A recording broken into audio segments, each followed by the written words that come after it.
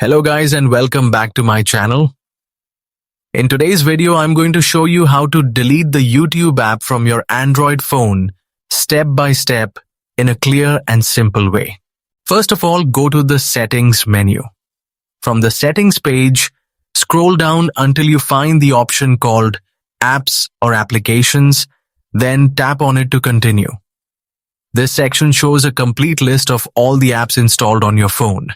Next, scroll through the list and locate the YouTube app. It is usually found near the bottom, depending on how your apps are arranged. Once you find YouTube, tap on it to open the app information page. Here, you will see details like storage usage, permissions, and available actions. If your phone allows it, you will see an uninstall option. Simply tap on uninstall, confirm by tapping OK, and the YouTube app will be removed from your device. However, on many Android phones, especially those with pre-installed system apps, the uninstall option may not appear.